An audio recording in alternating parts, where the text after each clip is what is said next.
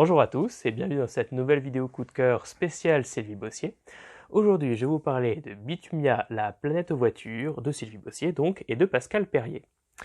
Alors, ça appartient à la collection Ma planète préférée, où on suit les aventures de la famille Plume, dont la maman travaille pour le journal Ma planète préférée, c'est des livres de science-fiction. Et ils vont visiter dans chaque petit livre une planète, et au final la découvrir et donner leur avis dessus. Dans ce livre-là, donc, ils vont visiter Bitumia, une planète qui a la particularité d'être recouverte quasiment intégralement de routes, et dans laquelle les bitumiens, les habitants de la planète, vivent quasiment exclusivement dans leur voiture. Ils font leurs achats dans leur voiture, ils vivent dans leur voiture, ils voyagent évidemment en voiture, bref, la voiture tient un rôle central dans leur civilisation.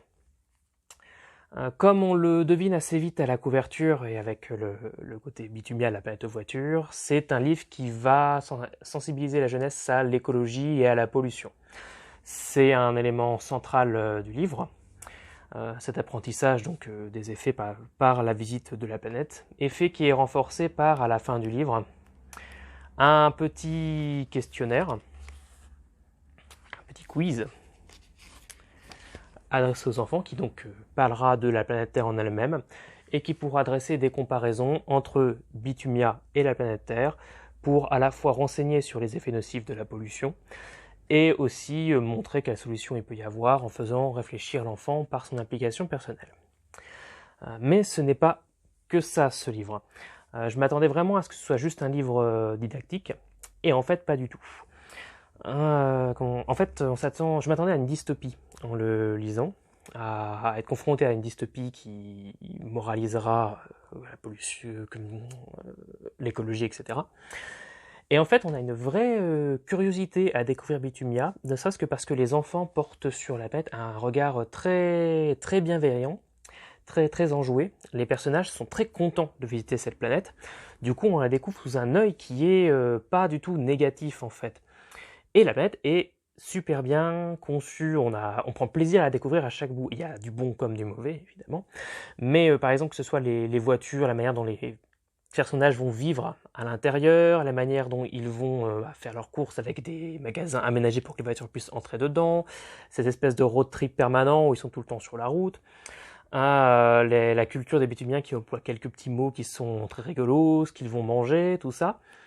Il y a pas mal de... Enfin, on a vraiment envie, on est vraiment curieux de voir comment une telle planète peut marcher, et le livre la rend assez cohérente, et c'est ce qui fait que quand on découvre les effets négatifs, ils semblent d'autant plus réalistes et d'autant plus frappants qu'ils sont dans la cohérence de ce dont j'ai parlé précédemment, que ce soit donc la pollution excessive, les mœurs de certains bitumiens qui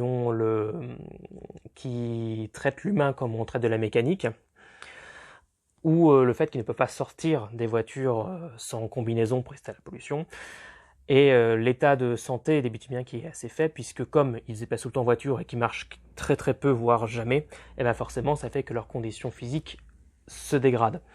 Mais ça voilà, c'est finalement le revers d'une médaille qu'on découvre par un regard qui est a priori positif. Donc en fait, en lisant le livre, on ne lit pas encore un documentaire ou une leçon morale directement, on voit juste une planète qui a ses qualités et ses gros défauts qu'on pourra retrouver sur Terre, pour qu'elle ne ressemble pas donc à Bitumia. C'est chouette parce que du coup on voit plein de tranches de vie qui sont super sympas, que ce soit la participation à un concours de bricolage, puisque les bitumiens aiment beaucoup cet art-là, le bricolage, ou la rencontre entre les enfants et les autres qui vont d'abord se croiser en se regardant par la fenêtre des voitures, et on voit vraiment le contact qui se fait, on imagine très bien la scène se dérouler. Et par d'autres petits éléments qui font qu'en fait explorer Bitumia, c'est un vrai plaisir en compagnie de la famille Plume. Voilà. En plus, à la fin du livre, juste avant le questionnaire sur la planète Terre, on a l'avis des enfants de la famille Plume et de la maman qui expliquent ce qu'ils ont apprécié et ce qu'ils ont moins apprécié sur cette planète. Un petit glossaire du langage bitumien qui utilise des mots comme voiture-hôtel ou voiture au marché, donc des mots qu'on comprend directement, mais le fait d'avoir ce glossaire, ça renforce l'immersion dans l'univers du livre. Et l'enfant est aussi invité à lui-même juger ce qu'il a aimé ou pas aimé sur Bitumia et à donner des pistes pour pouvoir améliorer la situation sur cette planète. C'est seulement après ça que vient le fameux questionnaire « Et sur Terre, comment ça se passe ?», pour mettre en parallèle ce qu'on a appris dans le livre de science-fiction avec ce qui se passe vraiment sur notre planète. Et sur ce point, la sensibilisation, à mon sens, se fait donc super bien et très naturellement, puisque vraiment l'histoire et les documents et l'expérience qu'on a eue en fait mènent naturellement à cette remise en question. Voilà, donc plus que 2 semaines avant de recevoir Sylvie Bossier le 4 mai, et moi je vous dis à la prochaine pour une nouvelle vidéo coup de cœur spéciale Sylvie Bossier.